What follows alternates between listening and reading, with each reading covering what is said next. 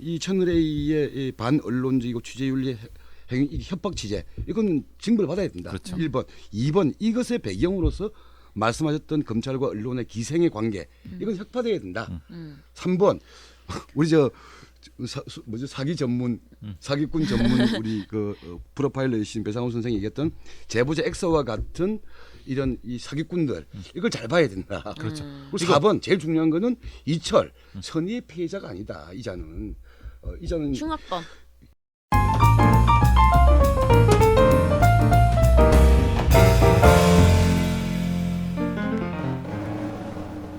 네, 안녕하세요. 교양 있는 선정주의 배상훈 유아라의 편파TV의 유아라입니다. 두 분이 정종권입니다. 깍두기. 배상훈입니다. 네, 지난달 31일 MBC 뉴스데스크가 채널A 기자와 검찰의 유착 의혹을 보도를 했는데요. 이모 채널A 기자가 이철 밸류 인베스트먼트 코리아 전 대표에게 한모 검사장의 친분을 과시하며 유시민 노무현 재단 이사장의 비위를 내놔라 이렇게 요구를 한 건데 오늘 협박한 거지 협박. 네, 오늘인가 이제 채널A 기자가 이철 대표한테 보낸 편지 전문을 MBC가 공개했어요. 이 내용을 보니까 검찰의 수사 일정을 쭉 얘기하면서 이제 가족까지 처벌받을 수 있다. 네 돈을 뭐 다 뺏길 수 있다. 뭐 이런 식으로 그러기 전에 언제까지 유시민의 비위를 내놔라. 그러니까 사실상 말투는 되게 공손한데 협박이나 다름이 없더라고요. 그래서 이 MBC는 검언 유착을 포커스로 맞추고 보도를 하고 있고 미래통합당 같은 경우에는 총선을 앞둔 검찰 때리기라고 하고 있고 또 조선일보는 이제 제보자의 신빙성 문제를 제기하고 있죠. 그래서 여기도 아사리판이야. 네.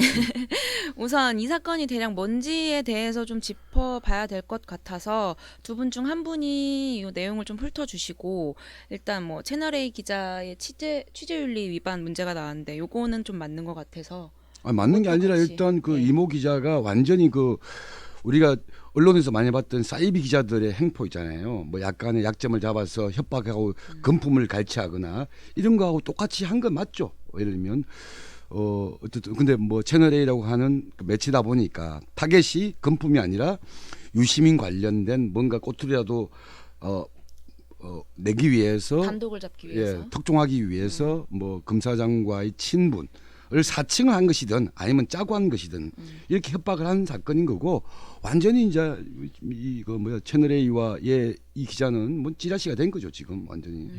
전체적으로 이제 검찰 그러니까 어떤 주요 이제 특수부 쪽에서 검사와 그 검찰 출입 기자 혹은 뭐 검찰 법조팀장이라고 부르든 뭐에 부르든 그런 류에 있는 기자들이 지금까지 이게 해왔던 그죠? 아주 안 좋은 방식. 말하자면은 검찰에서는 언론한테 흘리고 언론은 그걸 받아쓰면서 검찰을 살려주는 척하면서 어떤 수사의 소스를 제공하면서 자기는 취재로서의 어떤 그것도 네. 받아 챙기고. 받고 검찰은 수사하고 두지고 두지는 이유는 검찰에서 보도했다라는 명분을 삼아 두지지만 실제로는 사실 별거 아닌 걸로 두져서 마음에 안 드는 정치인 아니면 기업인 아니면 기타 등등 연예인이든 막 조져갖고 자기의 유리한 판을 만들어내는 검언 유착의 어떤 큰 그림은 이전에 우리가 알았던 것이 이제 그 대략적인 실체를 여기서 보여주는. 이게 지금 이 MBC의 어떤 취재의 포커스는 거기에 맞춰져서 진행되고 있는 거죠. 그러니까 뭐 이동재 이모 기자의 취재윤리 다 말해놓고. 위반이나 완전히 사짜 기자 행세를 한 거는 문제는 문제지만 이게 그냥 이 사람의 개인의 돌발 행위가 아니라 그 전에 관행적으로 있었던 검찰과 언론들의 공생의 역사. 검찰은 정보를 주고 언론은 이것을 가지고 국민들에게 알리면서 간을 보는 이런 적대적이 아니죠. 서로 이게 기생이죠. 서로의 기생하는 이 관계의 연장선에 있는 거죠. 기생과 공생이 가능한 것은 검찰이 유일하게 기소 독점 기소권과 그리고 수사권을 같이 가지고 있고 그것을 견제하고 통제할 수 있는 어떤 권력도 없는 우리나라의 독특하지만은 매우 파쇼적인 시스템이 만들어냈고 또한 우리나라의 언론이라고 하는 것 자체가 자정 능력을 상실했다고 하는 것, 이것이 대표적으로 얘기해 주는 게 소위 말하는 보수 언론이라고 하는 기자들이 사주를 보위 옹호하기 위해서 그 부분을 검찰과 거래할 수 있는, 거래해 왔던 이전에 우리 많이 보잖아요. 그런 것들의 어떤 메커니즘과 연장선 상에서 정보를 거래하고 정보와 수사권을 거래하는 이런 것들이 적나라하게 드러난 사건이라고 볼 수 있는 거죠. 그러니까 유시민 이사장도 오늘 MBC 라디오 인터뷰에서 이 사건을 아주 고질적인 검언 유착이라고 규정을 하고 검찰과 언론이 짜고 나를 표적 수사하고 있다라고 주장을 했어요. 요 얘기에 두 분 다 동의하신다는 말씀이신 그렇죠. 거죠. 근데 아니 그거 근데 지금은 어쨌든 채널A 기자가 그 검찰과 짜고 한 것인지 사칭한 것인지 이건 아직 확인이 안 됐죠. 다만 말씀 우리 배 선생이 얘기했듯이 기존의 관행에 이제 검찰과 언론의 그런 서로 상호 공존과 기생의 과정들이 있었다는 것은 팩트인 건 분명하죠. 그러고 그 이전에 그 위에는 어떤 부정한 권력이 있어 왔었고 말하자면 뭐 예를 들면은 민정수석을 정점으로 해서 그 위에 청와대의 하명 수사 같은 것도 해왔던, 우리 말하자면 MB 시대나 박근혜 시대에는 그것도 가능했던. 근데 그것이 없는 상태에서도 자동적, 자생적으로도 충분히 기능할 수 있다고 하는 것을 우리가 보여주는. 그러면은 실제로 이전의 구조는 뭐냐면 권력자가 검찰을 이용해서 무엇을 하기 위해서 언론을 조지고 언론은 거기에 받아먹고 이런 구조가 일반적인 어떤 틀이었다고 생각했는데 사실은 그게 아니라 권력은 허울이었고 검찰 권력이 자생적, 자동적으로도 움직일 수 있다는 것을 지금 보여준 거예요. 그거 지금 이 상태가 조금 다르구나. 조금 다른데 예. 본질은 이거일 수 있다는 거예요. 그러니까 시스템의 문제일 수 있다는 거죠. 지금 이 문제는 그렇죠. 어떤 권력이 들어와도 그것을 이용해 먹으려고 하면 검찰은 넙죽 받아갖고 자신의 권력을 확대할 수 있게끔 하는 것이 이거 아닐까 이런 생각이 드는 거죠. 그러니까 뭐 마찬가지로 언론도 마찬가지인 거고. 그렇죠. 이게 사실 보면 검찰과 언론의 기생의 관계도 있지만 우리가 따로따로 보더라도 언론이 얼마만큼 권력화되어 있는가를 보여준 대표적인 그렇죠. 사례가 뭐였냐면 그게 최동욱 건이잖아요. 그렇죠. 네. 박근혜 정권의 검찰 총권 거꾸로였잖아. 그러니까 그렇죠. 그때는 박근혜 정권의 눈에 가시였던 최동욱을 찍어내려고 하는데 그때 행동부 역할은 누가 있냐? 조선일보 동의했던 거고. 거꾸로 하면 검찰은 뭐냐? 검찰은 피의자는 의심을 받는 사람이잖아요. 혐의를 받는 사람이기 때문에 범죄자는 아니에요. 근데 이거를 거의 기정사실화시키면 하는 대표적인 사례가 뭐냐? 그게 서울시 공무원 간첩단 사건 아니에요. 그렇죠. 검찰이 조작을 해버린 거잖아요. 근데 이들도 이 견제받지 않으면 상당히 위험한 권력들인데 서로 또 이제 서로 주고받고 하는 이런 시스템이 있는 게 이번에 좀 드러난 것 같고. 우리가 이제 수사 구조를 봤을 때 대부분이 이제 특수 수사 같은 경우는 진술 중심, 관련자의 진술 중심으로 이루어지고 그 진술을 이제 어떤 진술을 진실처럼 바꿔주는 것이 언론이 했다는 거예요. 마치 그럴 것 같은데라고 누군가가 특히 이제 검사가 수사 과정에서 나온 것처럼 쓱 흘려주면 언론이 불확정한 것을 마치 사실인 양 만들어 갖고 진실처럼 보도해야 되고 검찰 관계자에 따르면 그렇죠. 뭐 따르면이라고 하지만 사실은 무슨 차장 검사 이런 사람들이 갖다 붙인 걸 그대로 써갖고 국민들이 이게 맞구나라고 한 형태가 돼서 그걸 통해서 압수수색 영장이나 아니 영장이 나오게끔 하는 분위기를 해서 자기가 원하는 방식의 수사, 권력자가 원하는 방식의 수사 이걸 할 수 있게끔 하는 구조, 이게 잘못됐다는 거죠. 그러니까 이게 보통 특검 같은 게 하게 되면 예를 들면 지금은 출입처 이런 개념 자체는 특검 시기에 넣거든. 그러면 특검은 매일매일 수사 브리핑을 공개적으로 하잖아요. 예를 들면 마찬가지인 거지. 검찰이 중대 수사 같은 경우에서는 저 기자한테 요 정보 주고 이런 문제가 아니라 공개적으로 정기적으로 브리핑을 통해서 사건의 진행 과정 이걸 알려내는 게 제일 첫 걸음인가라는 생각이 들더라고요. 저는. 예. 근데 이제 기존의 방식은 소위 말하는 그 차장 검사라든가 지검의 차장 검사라든가 아니면 뭐 어떤 형사부장, 특수부장 뭐 이런 사람들이 자기가 우호적인 기자를 자기 방으로 불러갖고 관리하는 거지 뭐. 예. 노트북을 이렇게 펴놓은 상태에서 마치 자기가 뭐 딴짓 하는 짓하고 잠깐 화장실 가는 짓하고 다 보게 하고 흘리고 그것을 그대로 써달라고 하는 것 하면은 이 사람은 이 법조 기자는 당연히 그렇게 해야 되는 거나 그대로 써주면 그거를 이제 그 기자가 성과로 특정으로 하고 또 거꾸로 나중에 이 차장 검사라든가 아니 뭐 예를 들면 어떤 검사가 좋은 자리에 옮겨가려고 할 인사철되면 기자는 이 사람의 어떤 좋은 정보를 계속 통해 써주고 이게 계속 기생했던 것이 여태까지의 방식이었는데 이것이 그 메커니즘이 어떻게 돌아가는지가 지금 이걸로 나타났다는 거예요. 구체적으로. 네, 이것을 그러니까 그 첫 번째는 그 말씀하셨던 이 검언 유착의 문제하고나 이 채널 A의 상당히 이 문제적인 행위들은 짚어진 것 같은데 네. 또 최근에는 이제 이 사건을 MBC에 제보한 그 제보자의 신뢰, 정체 또 이런 문제가 또 되고 있는 거잖아요. 그렇죠. 예. 말하자면 이철 전 대표의 뭐 대리인 지인이라고 하는 이 제보자가 사실은 뭐 제보자 X라고 어. 오늘 아침만 해도 제보자 X였는데 이 사람이 공개가 됐어요. 이게 또 이게 이 제보가 직업인 사람 같더라고 보니까. 그렇죠. 제보가 지금 그러니까 이제 말하자면 제가 이제 지난번에도 사기의 네. 어떤 구조에 대해서 말씀을 드릴 때 그 공간에서 예. 떠도는 사람들, 그러니까 선생님으로 불리는 사람들, 음. 그리고 그 위에 선생님의 선생님, 교수님으로 불리는 사람들의 존재예요.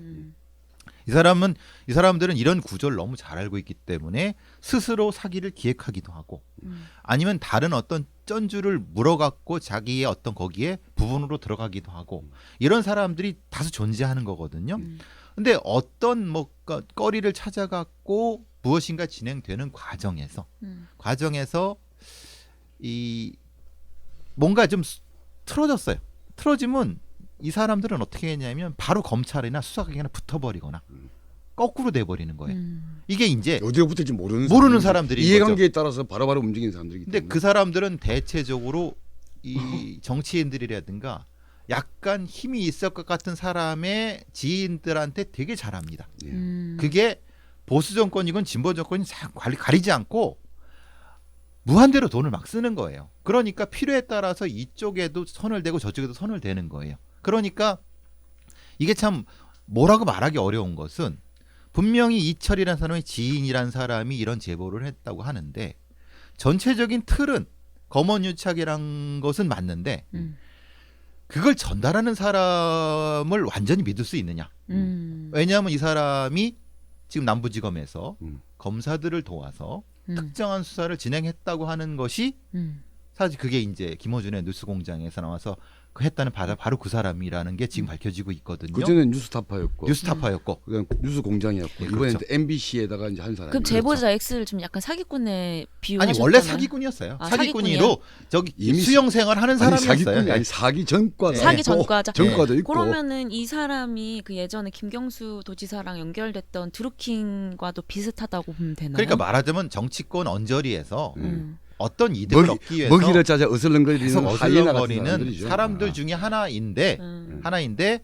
근데 그래서 이제 물론 그 이 사람은 신뢰할 수 있냐 신뢰할 수 없느냐의 문제는 아닌 것 같아요. 왜냐하면 이 사람은 원래 사기꾼이기 때문에 당연히 이 사람은 신뢰할 수 없죠. 신뢰할 수 없다 하더라도 그 채널 A 기자가 협박한 건 한 분명한 건 맞는 맞아, 거예요. 편지는 그거니까 나왔으니까. 그걸 팩트고. 분리해서 봐야 된다는 네, 거예요. 맞아요, 맞아요. 그래서 1번은 그 이모 기자의 협박 취재 같은 경우는 보면 팩트. 그렇죠. 2번은 이제 여기에 MBC에 제보해가지고 3월 30일 나오게 만들었던 이자의 신빙성과 신뢰의 문제도 있을 수 있다. 그렇죠. 이미 네. 전과도 있고 네. 과거가 많은 사람이기도 하고 그러면은 이 사람이 보니까 정체가 드러났어요. 그렇죠. 어제 오늘 사이에 조선 쪽에서 쳐가지고 페북에서 이 사람이 페이스북에서 가명으로 활동을 많이 했더라고요.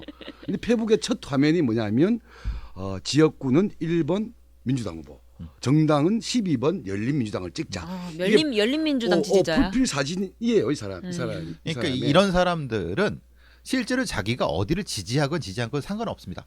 유리한 대로 예. 무한 변신이 가능한 사람들이다. 이 사람이 정권이 바뀌면 또 그렇죠.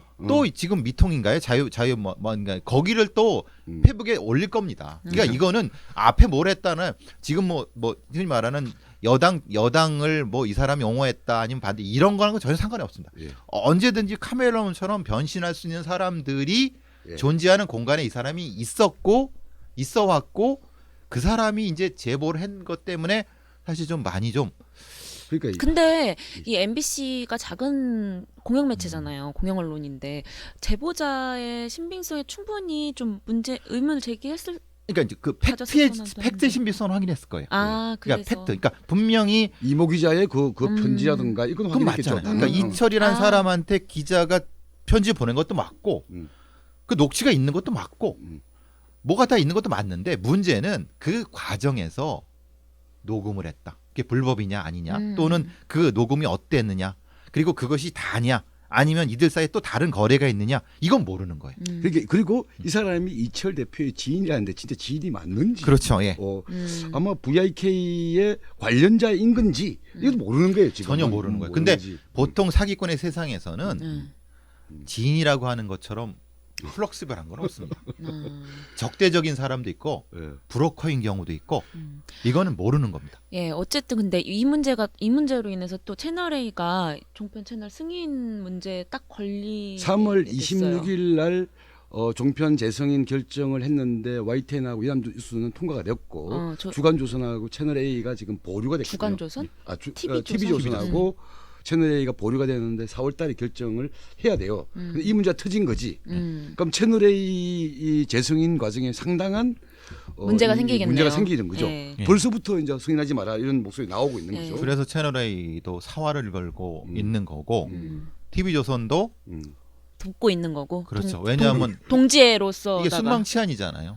어. 순방치안이 되는 거죠. 사실 그치. 뭐 그러니까 TV조선 뭐 이게 뭐 누구를 옹호하다 그런 것이 아니라 이 구조 자체는 나쁜 놈들의 전성시대인 거예요. 이 구조 자체가. 그러니까 이득을 쫓기 위해서 왔다 갔다 하는 부분인데 MBC가 이런 거라니까 왜 그럼 그렇게 터뜨렸냐? 사실 이렇게 볼 필요는 없어요. 왜냐하면 언론이면 당연히 확인해서 해야 되는 거예요. 근데 채널이 안 한 거죠.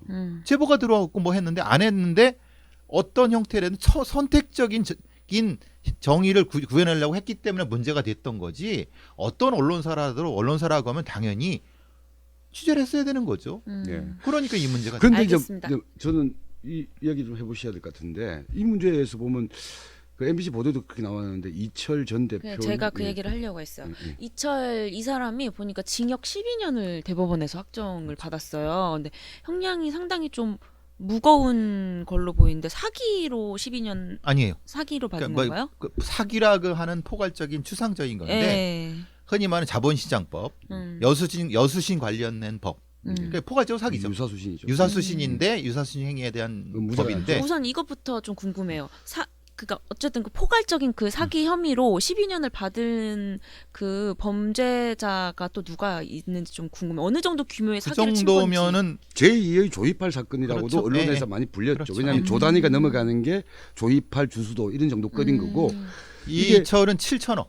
3만 7천억. 명의 피해자한테 7천억을 모아서 사기 행각을 벌여서 이게 기소가 된 건데 이 범죄 규모에 비하면 1차에서는 8년 받았더라고요. 그렇죠. 1심에서는 8년 받고 2심에서 거꾸로 12년 올라가고 이게 대법원에서 확정이 됐거든요. 그러니까 이 보통 경제범죄는 한 5, 600억만 하더라도 8년까지 가더라고요. 그렇죠. 근데 그러면은 적게 나온 거네요. 엄청 적게 나온 거죠. 그리고 또 구속영장도 기각된 적이 있었어요. 그렇죠. 그러니까 그래서 여러 의심스러운 점이 있었는데 그거는 의심스러운 점이 뭔가요? 왜냐하면 사기꾼들은 정관이라든가 변호사 비싼 애들 많이 쓰기 때문에 아. 그런 면에서는 이제 뭐 여러 가지 논란도 있어요. 그렇지만은 결론적으로는 나쁜 놈이라는 거예요. 경제 흉악범이지. 예, 경제 왜냐하면은 흉악범. 이거는 음. 이제 진짜 없는 사람들 등쳐갖고 음. 뭘 이제 만들어서 지가 짤먹고 잘 살라고 했던 거예요. 사기꾼이에요. 그러니까 이 사건은 채널A에 의해서 협박을 당한 선의의 피해자가 아니고 얘도 이미 사기꾼이고 범죄자예요. 근데 저는 약간 의심스러운 게 그 왜 이걸 MBC에 이철은 넘긴 거 아니에요? 이 얘기를. 이게 그 얘기를 하는데 1심에서 검찰 그때 수사검사가 누구였냐면 지금 이름이 나오고 있는 박찬호 검사예요. 그러니까 윤석열의 측근 중에 한 명. 3차장이었죠. 예, 그러니까 남부지검 뭐 금융조사부장인가 했던 이 사람이 수사검사였는데 1심에서 구형을 10년을 때려. 형량이 8년 떨어져요. 선고가. 잘 받았네. 이게 상당히 낮게 때린 거라고. 그렇죠. 낮게 때린 거야. 윤석열 10년이면 측근이. 8년. 그죠. 근데 이때 무슨 일이 벌어지냐면 이철이 이 기소가 될 때 김창호 전 국정홍보처장이 불법 정치자금 혐의로 구속돼가지고 1년 6개월 실형을 살아요. 음. 느낌은 이때 추정은 느낌과 추정은 이때 이철 쪽에서 이 검찰 쪽에 정치인 연루된 사람들에 대한 압박을 가했을 때 흘린 거 아닌가. 하나 던져줬다. 그래서 약간 딜을 한 거 아닌가. 그래서 그래서 형량이 좀 낮게 예상보다 나왔다. 구형량과 형량이 낮은 거야. 여기서 한번 딜이 이루어진 거 아니냐라는 생각이 드는 거죠. 그러니까 2심에서 판사가 볼 때 이거는 규모에 비해서 너무 낮으니까 뚜껑이 열려서 확 올려버린 거 아니냐. 그러니까 이런 사기꾼들은 리스트를 가지고 있을 수 있는 거죠. 장부를. 근데 그 장부는 여든 야든 전혀 관련 없습니다. 어. 어쨌든 다 관련돼 있을 수 있는 건데 그때 실형 받은 건 맞는 거니까 누구죠? 네. 국정홍보처장이 그건 받는 건 물론 맞은 6개월 거고. 실형 섰죠. 그러니까 이제 그런 거죠. 흔히 말하는 지금 뭐 의심을 받는 모 검사장이 쪽에서도 뭔가 가지고 있을 수 있다고 충분히 의심할 수 있는 당연하죠. 거예요. 예. 그러니까 뭘 한번 조져보면은 네. 나오겠다라는 생각을 했겠죠. 예. 그래서 이런 그런- 사단이 벌어진 거고 그 중간에 이 기자와 검사장 사이에서 어떤 커넥션이 있는지 모르지만은 커넥션이 없다 하더라도 이심 전심일 수 있다는 거죠. 아니 그래서 이번에는 이철 쪽한테 되치기 당한 거 아닌가라는 생각이 드는 거예요. 근데 아까 말씀 다른 거는 이철이 MBC부터 온 거 아니래요. 채널 A인가? 네. 딴 데도 얘기했대요. 네. 했는데 거기서는 뭐 한겨레 이런 데 하지 마라라고. 예, 했던 거 뭔가 아니야. 좀 약간 다른 얘기가 있었나 봐요. 그러니까 아닌 것 같다 싶어 갖고 그러니까 여러 뿌렸다는 느낌이 그 중에 하나가 물었을 수 있다는 생각이 드는 그러니까 거죠. 지난번 아까 1심 때는 검찰이 요구하는 정치인을 하나 던져주면서 딜을 한 거고 이번에는 거꾸로 이번에 대세는 보니까 윤석열 쪽이 아니라 윤석열을 네. 찍어내려고 하는 친문이나 정권 쪽에 줄 서는 게 맞겠다라고 하면서 되치기 해가지고 던진 거 아니냐. 검찰 뒤통수 친거 아니냐. 그걸 이철 머리가 아니라 그러면 그 지금 뭐예요? X라는 제보자 거야. X의 머리야? 그랬을 수 있다. 왜냐하면 그러니까 이게 검사랑 같이 수사했던 사람이에요. 남부지검에서 금융범죄 수사단에 있었다고 씨가 얘기했으니까 그 정도 머리가 돌아간다고 하면 이철일 수도 있는데 아니 그 X가 X일 X일 수도 있는 가능성. 거예요. 왜냐하면 그렇죠. 이 사기꾼들의 세계는 진짜 기묘하고 신묘합니다. 아니 역시 그러니까 이게 진짜 사기적으로. 나쁜 놈들의 지금 나쁜 놈들끼리 전쟁하다가 지금 결국은 이제 서로 물고 물려 있는 거야. 이철 나쁜 놈, 거기에 제보자 나쁜 놈, 그 채널 A의 그 기자 그 새끼도 나쁜 놈. 지금 검찰은 이렇게 한 것도 나쁜 놈. 이 그렇죠. 나쁜 놈들끼리 서로 물리고 있다가 서로 이제 이 배신과 내가 볼 때는 이 전쟁이 벌어지고 있는 것 같다 이렇게 보는 거죠. 오늘 유시민 이사장은 요게 윤석열 사단의 그 약간 전체적인 뭐 주도하에 뭐 이렇게 이루어진 것이다라고 그러니까 주장하던데. 아마 유 이사장은 프레임을 그렇게 가야 될 거라고 봅니다. 그게 유 이사장도 제가 들어봤는데 자기도 그렇게 추정한다 그래요. 그러니까 뭐 확신이 있는 건 아닌데 그러면서 이제 했기 때문에 그것도 이제 유 이사장의 판단인데 왜 그러냐면 그 뭔가 계좌 추적이 들어왔다는 건 자기가 느꼈다고 했으니까 예. 그러면은 뭐 충분히 그 사람도 그렇게 느꼈을 수 있는 거죠. 계속 두졌는데 안 나오는데 약한 곳이 이철일 수밖에 없는 거니까 네. 자기가 강연도 했고 그런 느낌이 있는 것 같아요. 그러니까 이미 그 당시 김창호라는 국정홍보처장은 약간 끈떨어진 정치인이었거든요. 그렇죠. 이 사람은 했지만 계속 타겟에서 어쨌든 유시민이나 센 사람을 끄집어내려고 했는데 못 잡아낸 거 보면 썩은 고기 던져주고 이제 어.